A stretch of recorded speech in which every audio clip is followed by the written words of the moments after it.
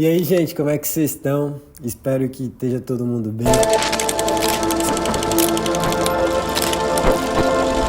Você já deve ter visto aí o título do vídeo, então a gente vai para a meditação. Mas antes de mais nada, eu quero te pedir para que você se inscreva aqui, compartilhe esse vídeo com alguém que ama a palavra e curte também para apoiar a gente aqui. Eu tô nessa missão aí de compartilhar o que Deus tem falado no meu coração e eu espero que te agregue muito esse vídeo. Então vamos para a meditação da palavra de hoje, que está lá em Marcos capítulo 11, versículos 12 ao 14, que diz o seguinte: No dia seguinte, quando saíram de Betânia, Jesus teve fome e vendo de longe uma figueira com folhas, foi ver se nela acharia alguma coisa. Aproximando-se dela, nada achou, a não ser folhas, porque não era tempo de figos.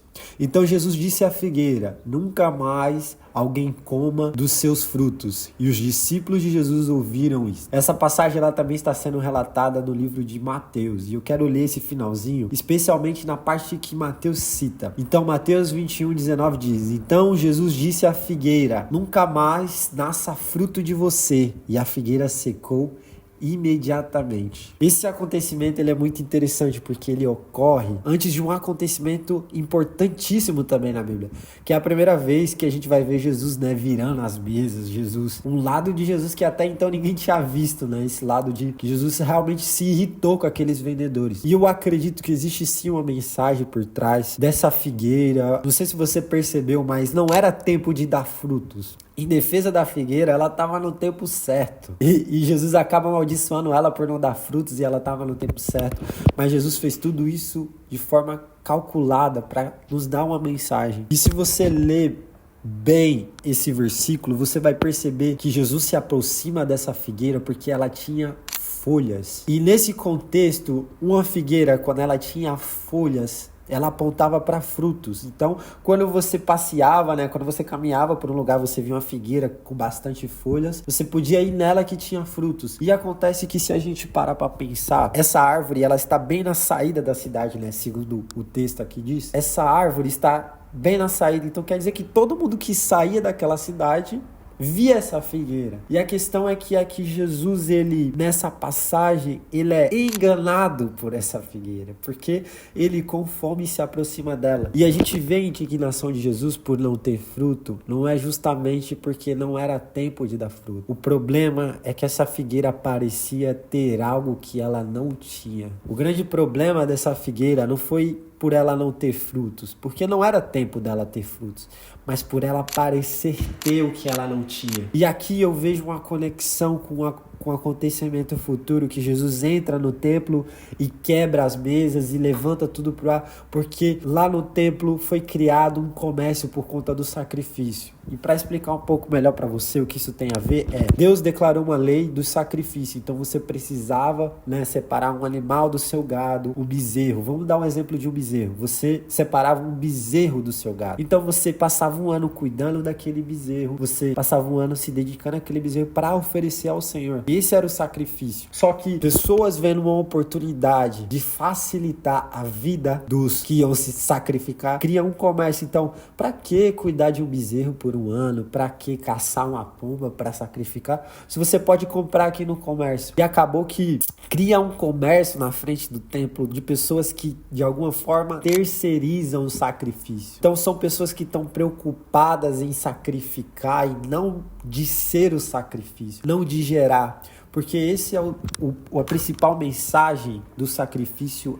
Deus não quer algo que te custe dinheiro. Deus quer algo que tenha o seu coração, que você deposite o seu coração. Então, a diferença de um bezerro comprado para um bezerro criado é que o bezerro criado você dedicou tempo, você colocou seu coração, você pensou ali. E agora você vai entender aonde eu quero chegar com essa conexão da figueira com as pessoas fazendo sacrifício falso. Se a gente parar para pensar, a pessoa que comprava o bezerro, ela estava preocupada exatamente com aquilo que era externo em relação ao sacrifício, com aquilo que seria visto. Então ela tenta de alguma forma mascarar a falta de dedicação a Deus comprando o sacrifício, e isso estava gerando uma cultura de pessoas que se preocupava somente em cumprir a doutrina, em cumprir, né, a tabela, não em gerar algo realmente verdadeiro. Quando Deus ele decreta sobre o sacrifício, ele quer algo que seja verdadeiramente genuíno, algo que você investiu tempo. E da mesma forma que a figueira podia esconder a falta de fruto com folhas, as pessoas poderiam esconder uma falta de dedicação a Deus com um bezerro comprado, com uma pomba comprada ou com qualquer animal que eles queriam sacrificar.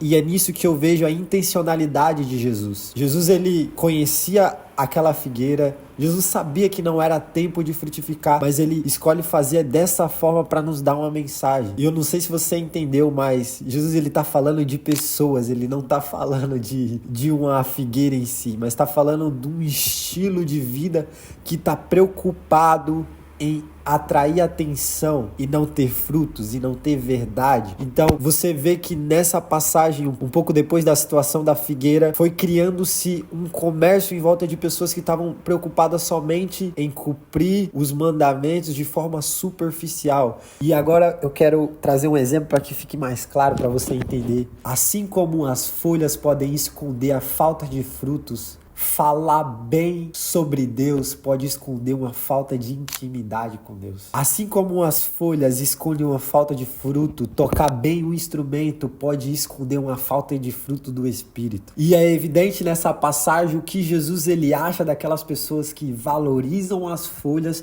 mas não têm fruto. Porque as pessoas que têm folhas e não têm fruto enganam as pessoas famintas. Se o viajante estava passando pela figueira e busca na figueira algum fruto para matar a sua fome, essa pessoa seria enganada por essa figueira. E por isso que a revolta de Jesus ela é tão séria, porque ele está falando, isso não serve para nada, a não ser para atrapalhar quem está com fome. Pessoas que valorizam tanto o externo que esquecem de frutificar. Pessoas que se preocupam tanto em sacrificar do que gerar o sacrifício. Pessoas que preferem comprar aquilo que o Senhor deseja dar a elas no íntimo. E não me entenda errado, as folhas elas foram feitas para chamar a atenção, mas as folhas foram feitas para chamar a atenção para os frutos. Você pode até ver uma árvore que tem folhas sem fruto, mas você nunca vai ver uma árvore que tem frutos sem folhas. Deus ele criou os talentos, o dom. Você pode falar bem, você pode pregar bem, você pode tocar bem o instrumento, mas tudo isso tem que trazer as pessoas para que elas se alimentem dos frutos. Isso é que muda a vida das pessoas. E quando Jesus ele entra no templo, ele vira um sistema que está financiando pessoas que se importam com a aparência. As pessoas que acharam uma forma de cortar caminho, gerar frutos, pode doer muito, então vamos nos cobrir de folhas para que ninguém perceba a nossa falta de fruto.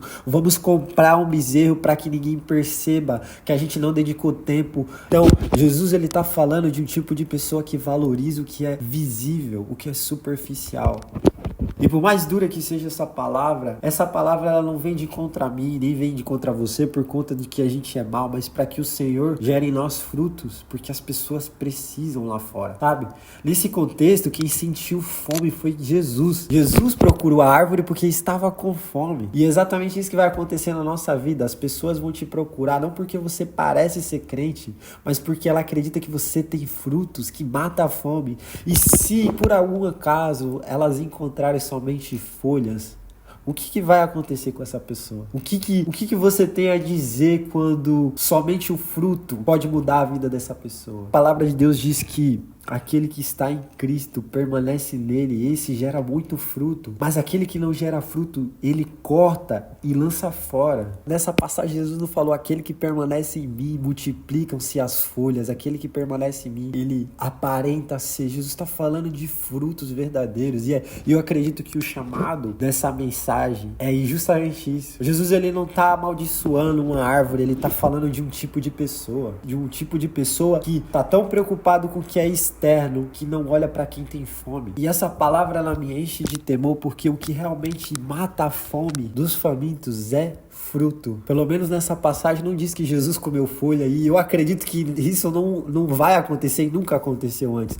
Jesus ele chamou eu e você, mano. pra gente ser verdadeiramente crente, não parecer. E entenda, eu não tô batendo em quem fala bem, quem prega bem e quem canta bem. Eu quero ter essas coisas e eu oro para que Deus me dê essas coisas.